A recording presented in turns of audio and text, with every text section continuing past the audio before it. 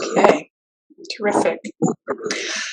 Um, well, welcome to the February Program Directors Meeting. It seems like our listserv is working really well because you're all here, and I didn't send out a regular email. I used the listserv. So, and I've just loved seeing the content on the listserv that's going back and forth, the recommendations and suggestions and questions that people have. And the fact that we're here talking about this topic today is evidence, I think, that people are making good use of the listserv. Why don't we take a few moments and just do some quick introductions. If you can just say your name and where you're from, and I will use my screen and call on you. Jennifer, you want to start? Jennifer Schofer-Clausen. Sorry, there's a couple of you. I'm Jennifer Schofer-Clausen. I'm at the University of Montana. Was that all? That's great. You can say what if you have got a program. My program's called Mosaic, which I think somebody else here has a program called Mosaic. But you guys, I have to say, I'm so excited to be here. My teaching schedule always overlaps these meetings, so I'm so happy to see you all. Well, it is great to have you. Jane, you're next up on my screen. Hi, I'm Jane Deerfeld Brown. I'm also happy to be here. And at 4 o'clock on a Tuesday, my computer's telling me that my connection's unstable. And I wanted to say I knew that. So, it's so if I disappear, I'll try and rejoin. Okay, great. Michelle Margison, how about you? Yeah, I'm Michelle Margison. I'm from Texas at LaTourneau University, and I do a program called Bridges for Students with Autism. Terrific. Bertrand? Yes, so Bertrand Hubert, I'm from Toulouse in France, and I am coordinating a national program with 26 universities in France, which is called ASPI Friendly. Great, ASPI Friendly. Jennifer Greylack. Hi, I'm Jennifer Greylack from the University of Delaware. I work with Spectrum Scholars. It's a college to career program funded by a grant from JP Morgan Chase. Great, it's great to have you here. Is this your first time, Jennifer? It is. Oh, well, welcome. It's great to have you. Emily? I'm Emily Racklaw, and I'm at Marquette University in good old Milwaukee, Wisconsin, and I direct On Your Mark because Marquette loves puns on the name. Great. Kim? Hello, I'm at Christian Brothers University in Memphis, Tennessee, and I'm with the STARS organization. Thanks. How about you, Matt? Good afternoon. I'm Matt Siegel. I am at Emory University, the Emory Autism Center, and our program is called Emory Oaks. Sharon? Hi, I'm Sharon Thompson. I'm at Eastern University, which is in the suburbs outside of Philadelphia, and our program is called the College Success Program. Great, thanks. Madison? Hi everyone, I'm Madison Overby. I'm at University of Colorado, Denver. Great. Shannon? Hi everyone, my name is Shannon Healy. I'm at The Ohio State University working as a social work trainee with Karen Cranes Edison, and we're at the Nysonger Center. Terrific. Matthew Jaffe. Hi, I'm from LaGuardia Community College. I'm the Administrative Director for the Neurodiversity Program and also Director of Outreach and Education for our Wellness Center, which is mental health counseling. We're in Queens, New York. Great. And be careful because that wave is about to crash on your head. Yeah, I know. Kathy from Maryland. Hi, I'm Kathy Dauberger. I'm at the University of Maryland at College Park, Maryland. I direct the SIGNA program, and I'm also co-director of the University of Maryland Research Autism Research Consortium, UMARC. Okay, great. Brad McGarry. Yes, I'm Brad McGarry. I'm having a little bit of a voice issue today, so sorry, but I am the director of the Autism Initiative at Mercyhurst University. Great. Good to have you here, Brad. Suzanne? Hi, I'm Suzanne Caldry. I'm from Ramapo College of New Jersey, the Enhanced Program for Students on the Autism Spectrum. Happy to be here. Great. Tom. I'm Tom Beeson. I'm with the Clemson University Spectrum Program. Let's see who's next. Amy Rado. Hi, I'm Amy Radoshansky. I work at College Living Experience, and we partner with different universities at 7 different locations around the country. Lori. Yes, Lori Eccles. I'm the director of the Spectrum Support Program at RIT, which is in upstate New York. Way upstate New York. Yes. Not the regular upstate New York, way upstate. Great. Michelle R. Hi, everybody. I'm Michelle with the University of Tennessee, Chattanooga, the other Mosaic program. I don't think Amy's going to be able to join us, so I'm taking notes for her. Okay, great. Stephanie? You're muted? I am. I'm Stephanie Martin, and I'm also with College Living Experience. Glad to be here. Okay. And June. Hi everyone, my name is June and I'm at Sales Mainstay at Seattle Central College. Sales stands for Supported Academics and Independent Life Skills. Glad to be here. Yeah, good to have you. This is your first meeting with us, right? Yes, it is. I believe Rebecca Jansen usually comes here, but I came here to take notes. Oh, wonderful. It's great to have you.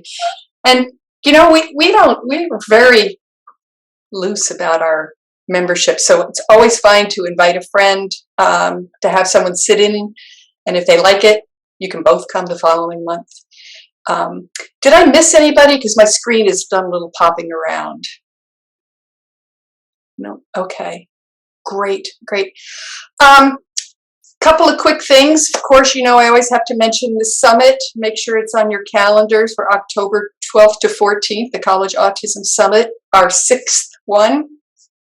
We'll be in Nashville at Vanderbilt University. I've been discussing hotel rooms with the Vanderbilt folks, and Kayvon Stassen, who is our kind of our sponsor, said, "We're not going to end up with a lot of empty hotel rooms, are we? Because, you know, there's some financial risk there." And I said, no, people will come. Don't worry. So hopefully we're going to have enough to fill our hotel blocks. We've got three hotels, and so you'll be starting to see some information about the summit over the next few weeks. Our call for proposals will be coming out, sort of the official announcement, and registration will open sometime the end of spring. And we're hoping that our prices are still low enough for people to be able to make this commitment, because we know it's a heavy lift to do traveling these days. If you have not yet officially joined the College Autism Network, the membership, please put that on your to-do list. While we love to offer all of our services free of charge, we do occasionally incur expenses, and so your support really helps with that. I saw Lindsay pop on. Did you introduce yourself yet? No, sorry. Okay. I'm Lindsay Hill. I'm from Michigan State University. Okay, great. All right, don't see anybody else that's new.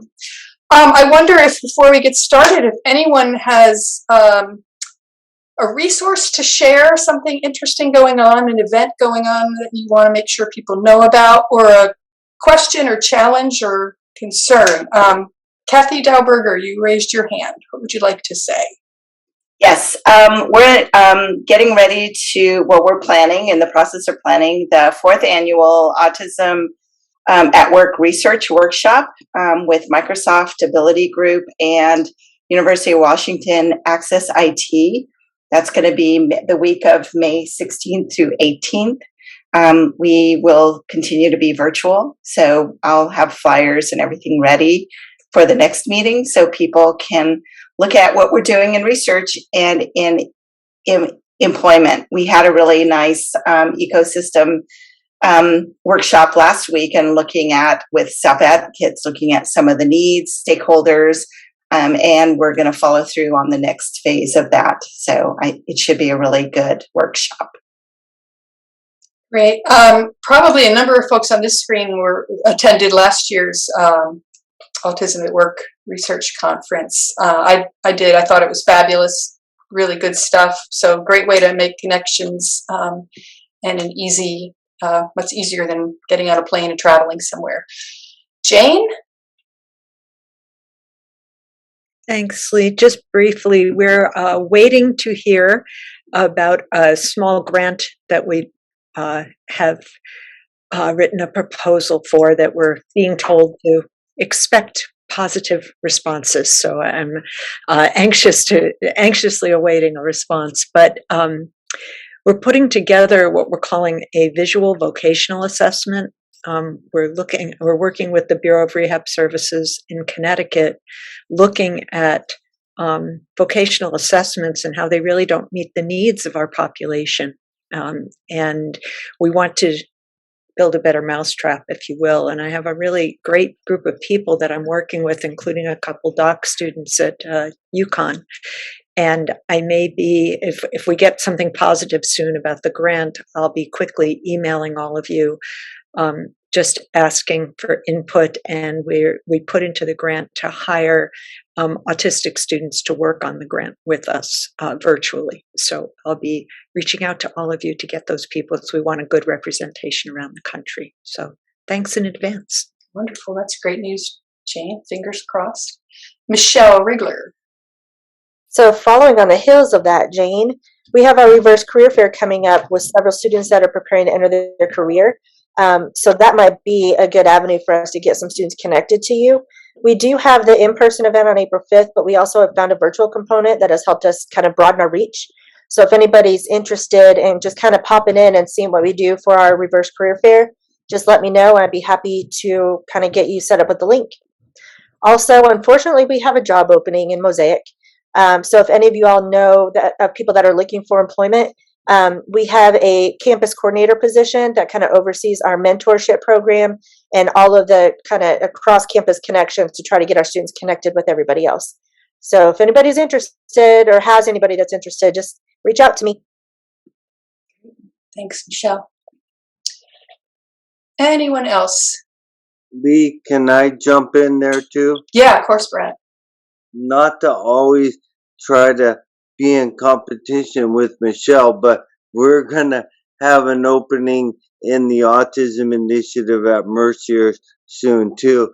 I think lots of people know that I was diagnosed with Lou Gehrig's disease, and unfortunately, I'm gonna be hanging it up at the end of this year. But it's not public yet. But Mercier is looking to bring in a director and an external affairs person for the Autism Initiative, and I thought this would be a great place to let people know that those positions will be coming up probably on July 1st. Okay, great. Thank you, Brad. If anyone wants to take on the daunting task of following in Brad's footsteps, it's both a wonderful opportunity because it's an amazing program that you have built there, and I think anybody would be lucky to inherit it, but it's also a pretty kind of intimidating prospect to think that following your tenure there is even possible. So let's find some good folks for Mercyhurst to look at so that Brad's work will continue. Thanks, Absolutely. And I'll be consulting as long as I can, so I'm also not just pushing it off onto someone. We'll try to help. And also one other announcement, Lee, on June 15th, we are launching another business that's kind of a legacy project called Raise the Roof for Autism. So we're doing a launch in Phoenix, Arizona. It's a vocational summit, and I'll get information out to folks.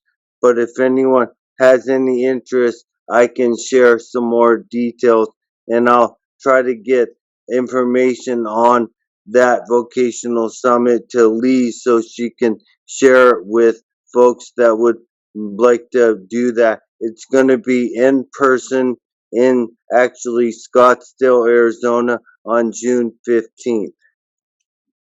Okay, great. Mark your calendars. It is nice to think about being in Arizona in June where it will be warm. Yeah, Great. thank Don't see any other raised hands. So we have a couple more program director meetings coming up. We just scheduled.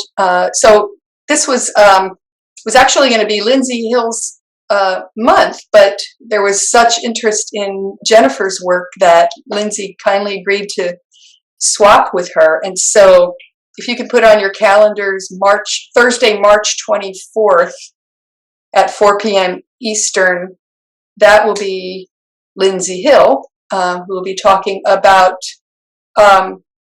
first year transition. Lindsay, is that right? Yep. Okay. And then Bertrand, I don't know if you saw my email, but I'm hoping that you might take the April slot. Do you want to say what that would be about? Sure. So it would be about two things. We just released a series of 10 videos, short videos about autism in the university workplace, to try to have something quite attractive to make people understand what is autism, what are the challenges at universities, and what you can do. And I'm also part of a European project which is called IMAGE, about the improvement of employability of graduate students. And we just released last week some tools for students, for universities, and for employers.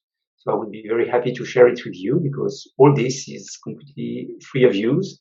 And even the French videos are with English subtitles.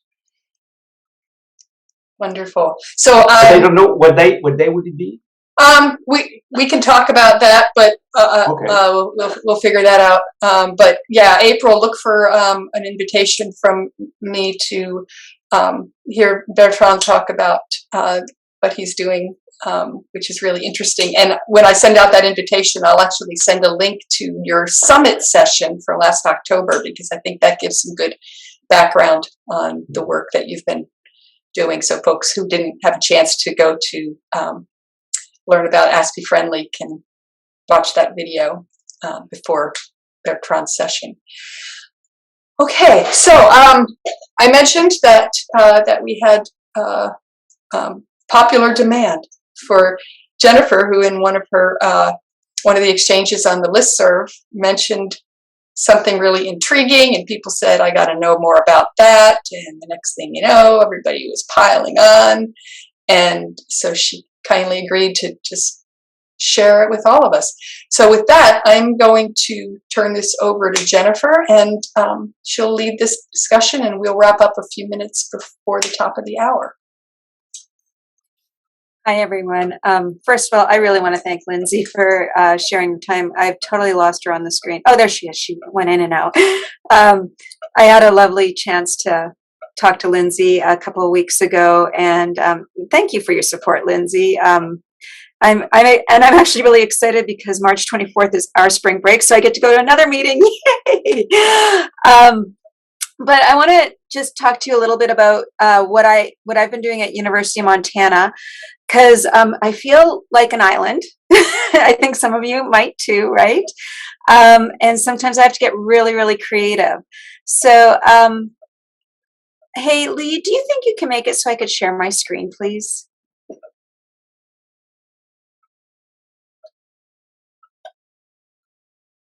So I'm going to start by sharing my PowerPoint.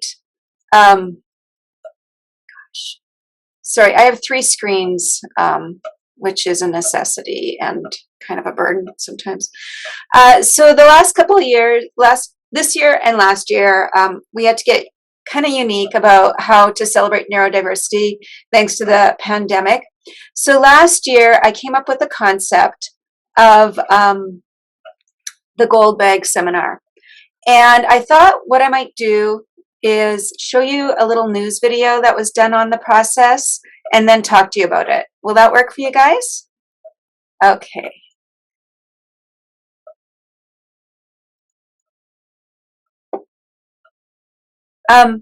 When I start the news video, can you give me a thumbs up if you can hear it? May is Better Hearing and Speech Month, the ideal time for students at the University of Montana to spread awareness about neurodiversity and our brain differences are normal. Katie Miller reports on the message of inclusivity.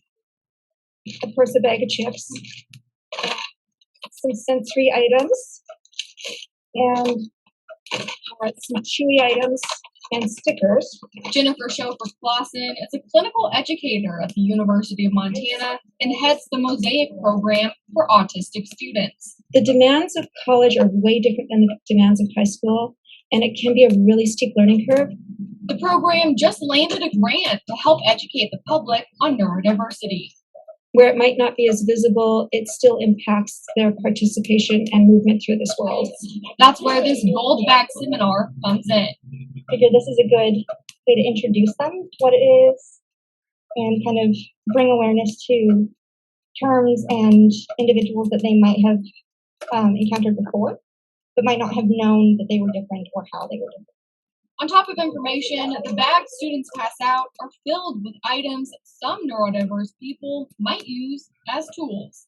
A lot of neurodiverse individuals do have a sensitivity or need for more or less stimulus in their life. And sometimes people engage in crunchy foods maybe to help them pay attention in class, or chewy foods to help them calm, or little fidget items to help them stay engaged in particularly taxing learning situations. Across town, a group of community members also took part.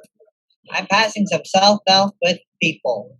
Michael Cruz says Integrated Therapy Works heard about the project and wanted to get involved. We jumped on it because we just are very passionate. Some participants say they hope these educational tools will help make people more empathetic. Just to kind of be more present, I guess. What do you think, Jane? I think it sounds great. Sweet.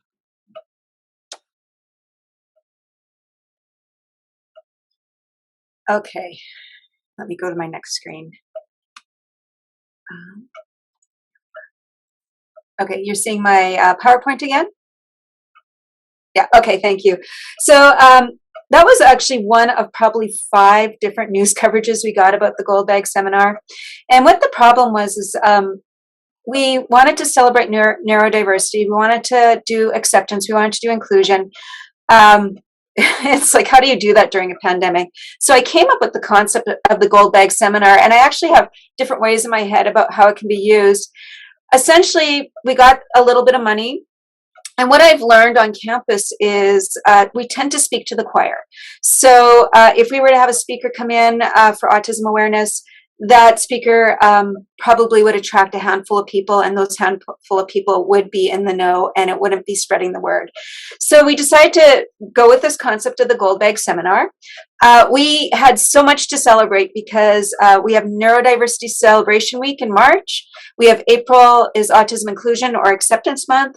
And then I'm a speech therapist, so May is Better Hearing and Speech Month is also very important to me. So we were hitting 3 things there last year. Within the bag, there was information on our topic of neurodiversity and inclusion, and there were items that support sensory dysfunction, and we actually ended up making 400 bags, and we not only distributed them on the UM campus, we actually went, that Integrated Therapy Works, their clients actually took them out in the community. And then the Montana Speech Language Hearing Association also supported this. What was really fun is I not only had participants in Mosaic, I had our peer mentors participating, and they actually take a class. They get credit for peer mentoring, and their final was to distribute the bags, which I've been told best final ever. And the hope was to hit unsuspecting learners. So you're wondering what was in the bag? Well, we did a lot of foods, because everybody loves food, right? That might be alerting or calming. We also did some fidgets. And so Integrated Therapy Works, their private therapy company, they put together the little bits of fidgets and what have you. I ordered gold bags, and we put stickers on that said Gold Bag Seminar. There were mosaic stickers for my program. And then we put in some information on neurodiversity and inclusion. And I will actually put it in the chat for you guys to download. But there was some information on sensory processing disorders, information on being inclusive, and not only inclusive for the students, but we had students, employers, and educators, different ways they can be inclusive. Information on my program Mosaic, information on what neurodiversity was.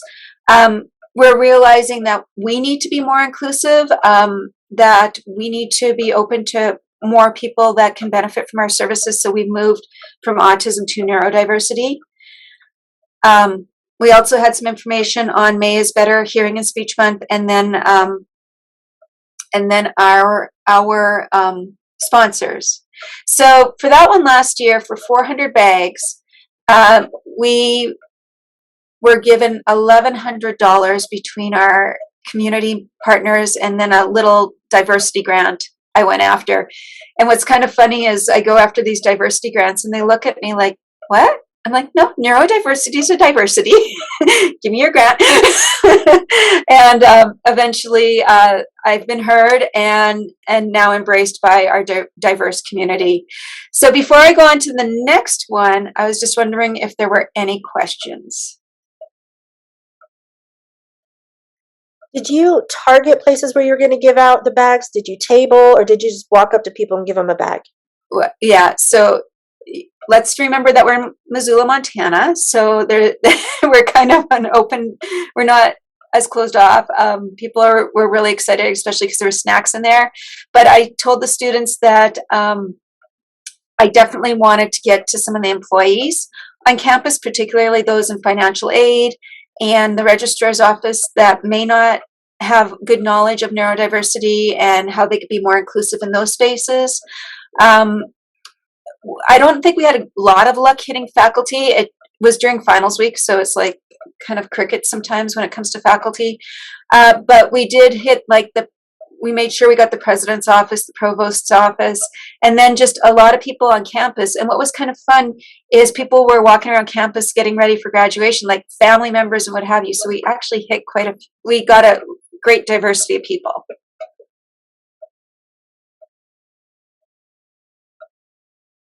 Any other questions?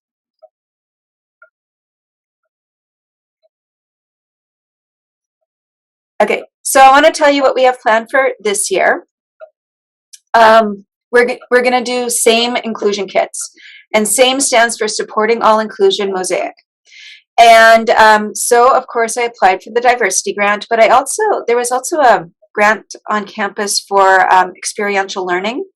So the class that I teach is a service learning class, and it supports the Mosaic program. I have to tell you, I don't have a budget for my program. It's basically built off of gum and binder twine. And so I had to get really creative on how to support our friends with spectrum disorders on campus. So what we're targeting with this is we're really looking at the sensory issues, because the sensory issues that people that are neurodiverse experience is what's keeping them from fully feeling fully feeling included on campus. We're talking about, we don't necessarily want to go in with hammers and nails and change spaces, but we want to adapt spaces to make them more inclusive. Adaptations can support academics, inclusion, awareness of other people's needs, professional skills, productivity, and communication. And I'll tell you a little bit more in a minute about that. So what we're going to be doing is we're actually, first of all, right now, as we're building the project, we're doing a survey to students on campus that identify as neurodiverse and what they are struggling with, and any specific spaces on campus that are hard for them. Once we are a little bit better informed from that, we're going to put out a call to different people that have spaces on campus and let them nominate their space for a kit. Once they nominate, we're going to go in and assess the situation, work with that person to come up with some solutions, provide materials, and provide education and training on how to support learners with these materials. So that last part is going to be YouTube videos with some QR code links. So when we do put together these kits, what we're anticipating, the first thing is the fluorescent lighting on campus is killer.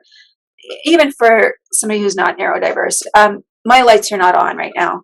I can't stand them. And I notice a lot of lamps on campus.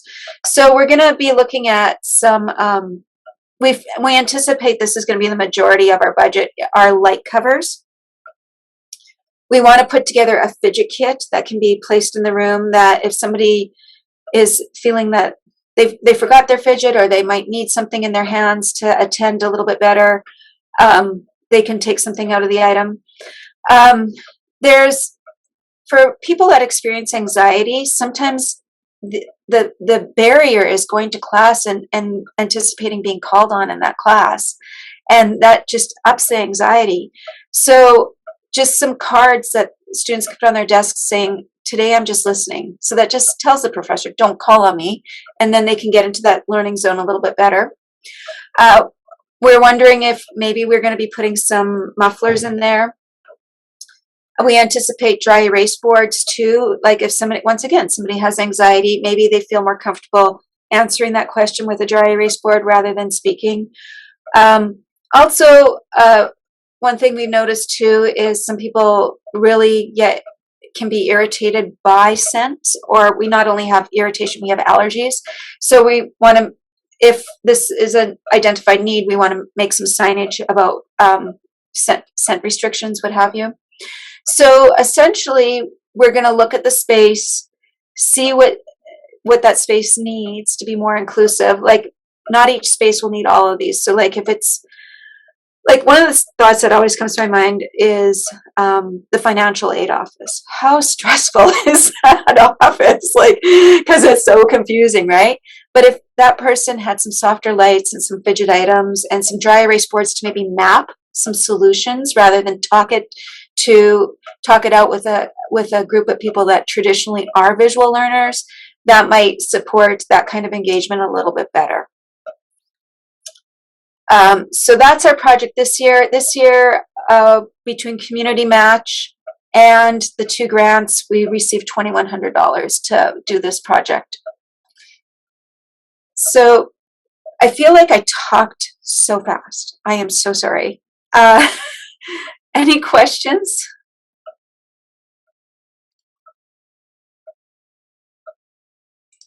So you said you got your money from grants. What was the one, a diversity grant? Yeah, so every year the university has diversity grants, and students from, like, usually the people that apply are student groups. Like, we have a Pacific Islanders group and what have you, and they apply and they do things to promote their culture, their heritage, their awareness. And so we did do the diversity grant. Last year when we did this is the first time I went after it, was last year, and we spent a lot of time educating on neurodiversity. Most people had not even heard the term before. Okay, thank you. I'm like you. I'm on a shoestring budget. I'm always looking for funding sources too. Right. And then the experiential learning is, I know a lot of you guys have mentor programs, and that falls under experiential learning opportunities. So those might be other grants that are available as well.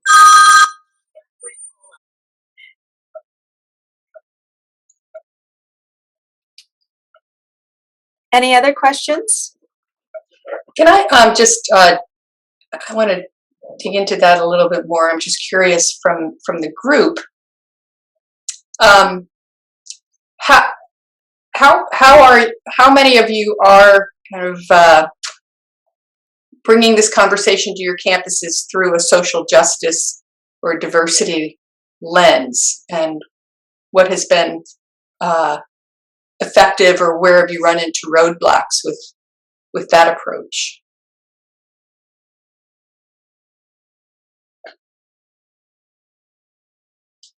Kath? So I'm part of different research projects with people on campus, and I'm part of the College of Behavioral and Social Sciences. And there's a seed grant called the Dean's Research Initiative. And they give funding like, 50, 60K to do research in an area where there's marginalized people. And we started to apply for this, and they said, well, it's for, people with disabilities. And we're like, hey, they're marginalized populations too. So they're like, well, we're really looking at, more race, ethnicity, gender, and then, and sexuality. And what we wanted to really point to the dean and the dean's office is that there is intersectionality also.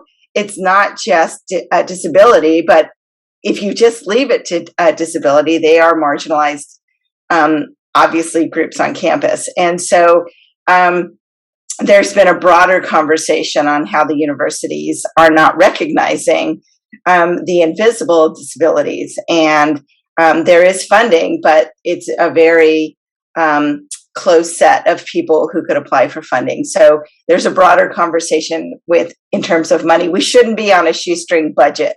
We should have a campus budget. Everybody should have a campus budget. And so I feel like it's a bigger conversation. So I really like this, being able to bring awareness. Targeting groups of people is really important because they have to recognize our students are here and there are people who care about them. And so anyways, I just want to congratulate Jennifer for doing this project.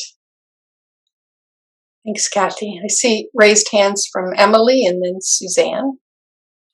Hey, so Marquette is a Jesuit institution, and part of our whole system is social justice and coming from that aspect.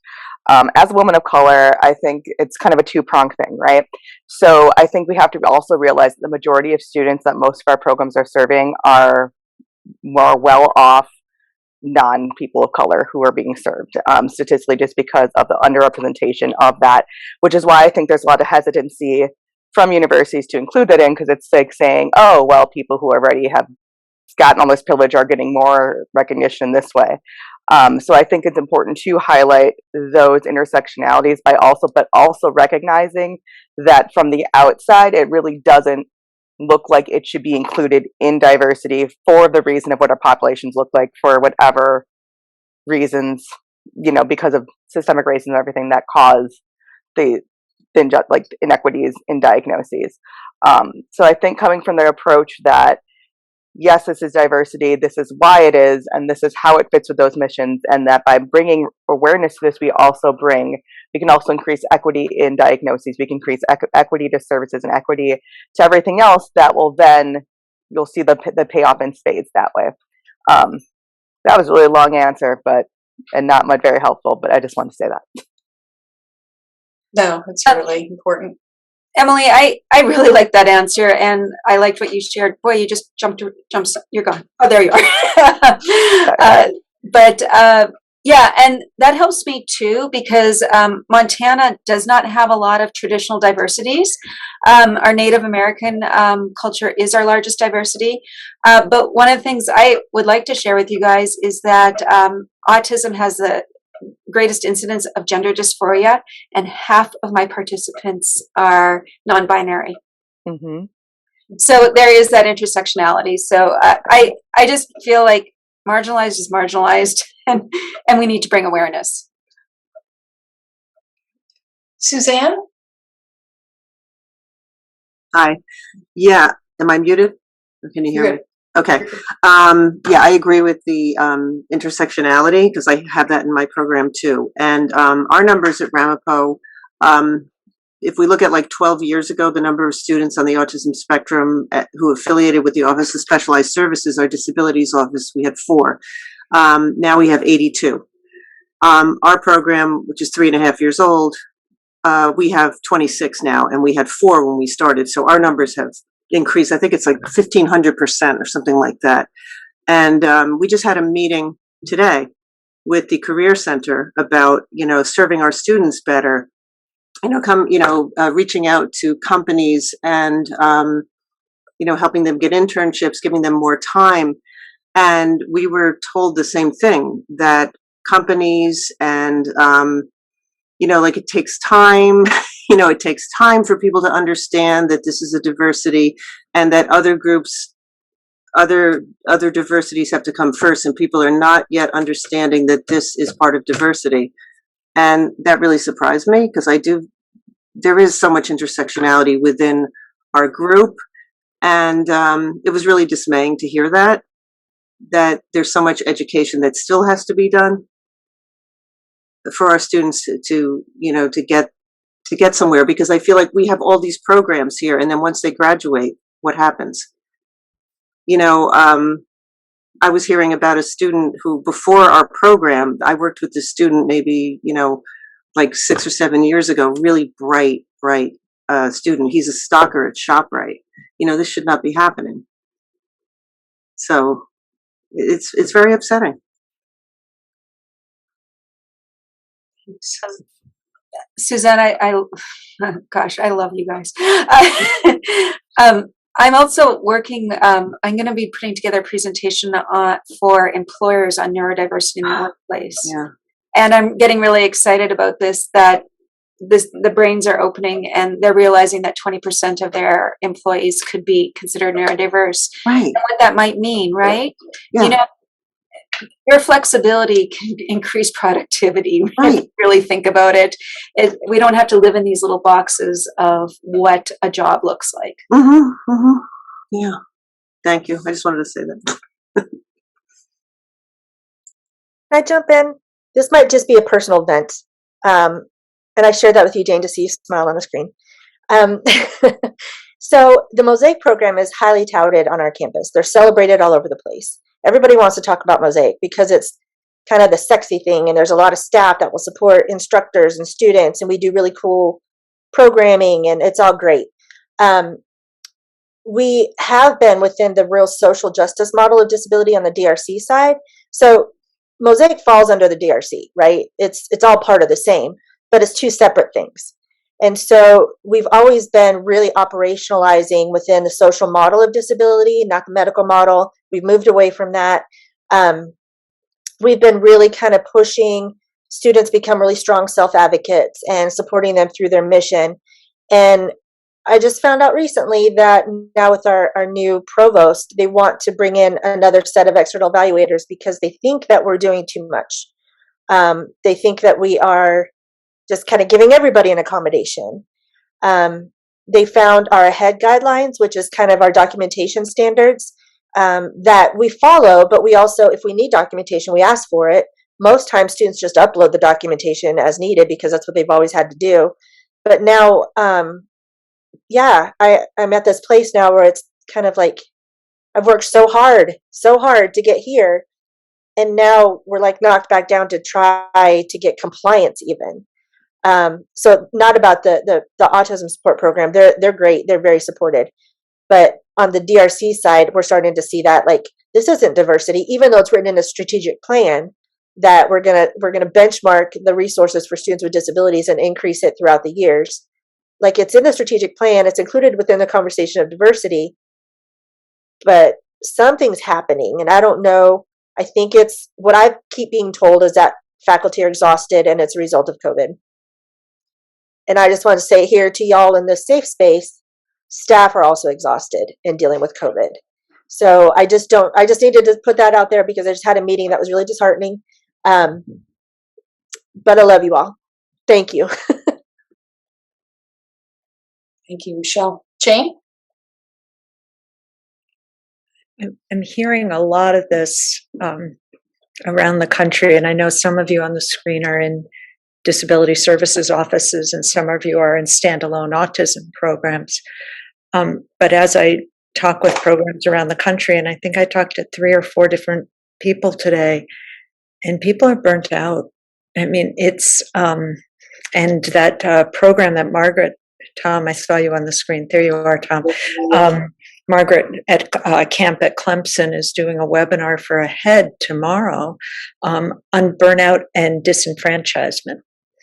And she figured there would be maybe 20 to 40 people, and well over 200 signed up. I'm sure by tomorrow it'll be 300. I think a lot of people are feeling this. And Michelle, I'm so sorry to hear that. That's the Guckenberg case from BU all over again, and that was 23 years ago.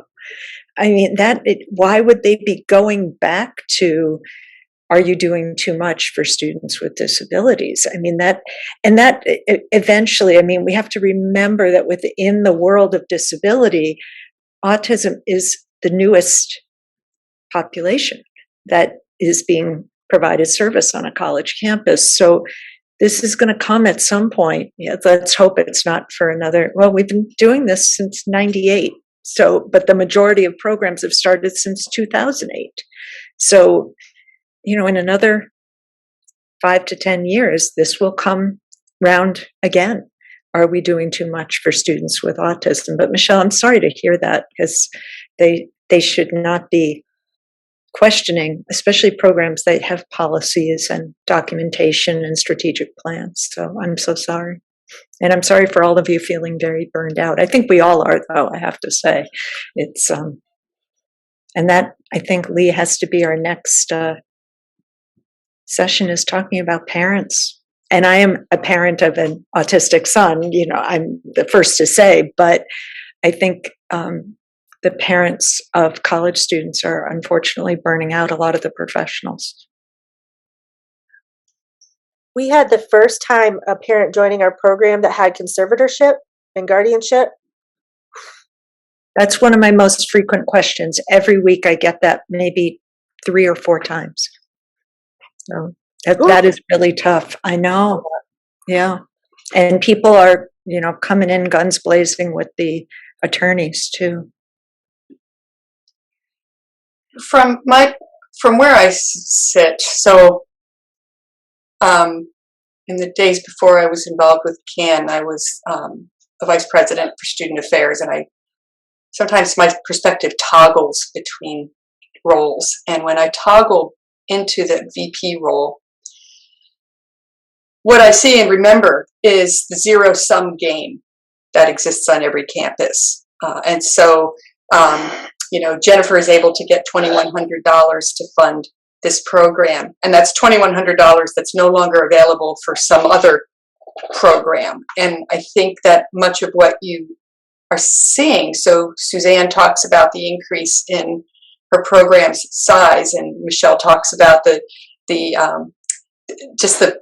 marketing of Mosaic on the UTC campus. And really, if it's a zero-sum game, those services and resources are taking something away from other people. And I don't know how to quite get around that.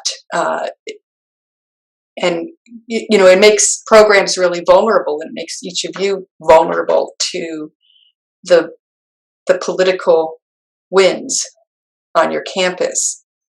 So I think part of the challenge is how do we promote and demonstrate the value of neurodiversity in a way that doesn't feel like for every dollar I take, someone else is going without.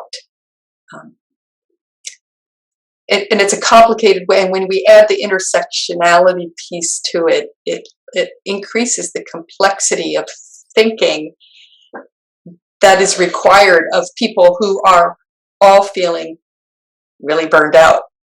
The last thing they want is to have to think harder, to do anything harder, because it's all you can do to just stay afloat.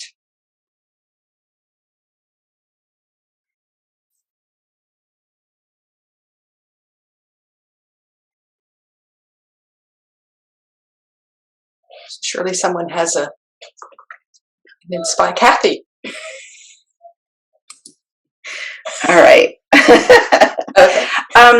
So I think about resources on campus, and I think, Jennifer, you're doing this too in Montana, but we're both speech pathologists, and we work out of hearing and speech sciences departments. And so we have clinical training. So instead of paying employees, at the University of Maryland, we have graduate students who are the coaches.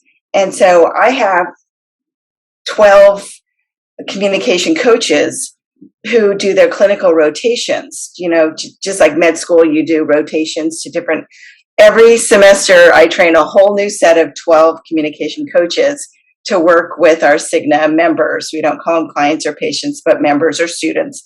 And then the undergraduates are peer coaches and peer mentors. So we have a team of close to 40 people that I don't pay. They do it all for course credit. We are able to hire more people through an alum. And so we have this huge team of people that we train, and they spread out and they train. Then they go out into the world. They go into graduate school or they go into the employment realm, and they've been trained on the neurodiversity movement. So in terms of advocacy, it's out, and now we have peer mentors who are former Cigna members who are now being peer mentors and peer coaches. So it's like this model that keeps growing and growing. And so the burnout is actually on our leaders. There's 4 of us that are working with this team of 40, but it's also sharing the load. I don't know how people do it out of the disabilities offices with like a staff of 6. I can't imagine the burden. It still places a burden on me because I still have to justify in my department why Cigna is taking over almost our whole clinic. Where we need to be part of a neurodiversity center.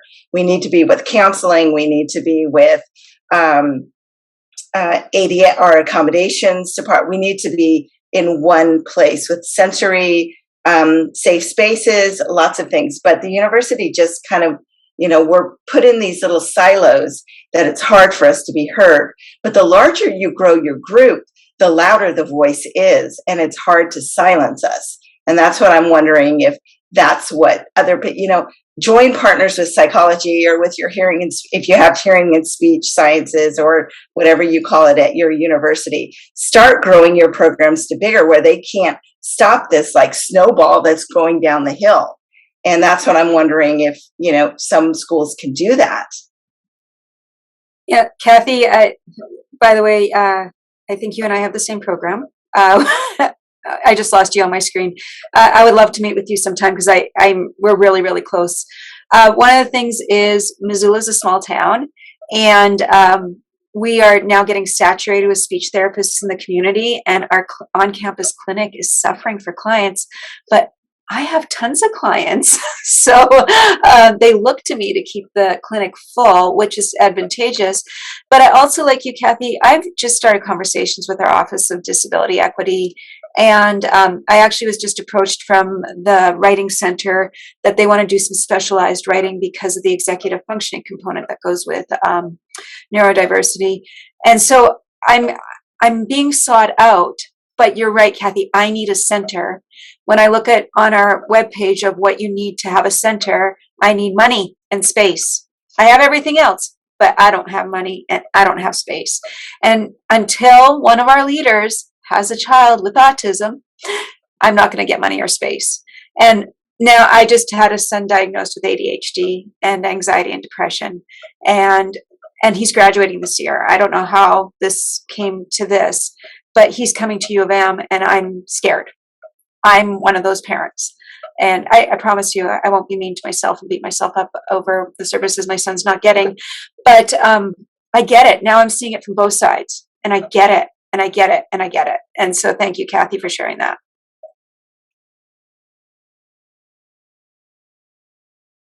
Can I just say, I think one of the other things that I think we have been trying to do is think about at our university, we have 18,000 students, right? So it's a lot of students. I'm working with 100 of them. So in the whole scope of things, we know there's many more students that are not working with my particular program. There's 250 or 80 or something with disability services who identify on the autism spectrum. It's still only 280 out of 18,000 students, right? Deaf and hard of hearing students, we have 3,500 or something because we have the National Technical Institute for the Deaf. But now I just lost my train of thought. Oh, for heaven's sakes. Oh, I know what it was.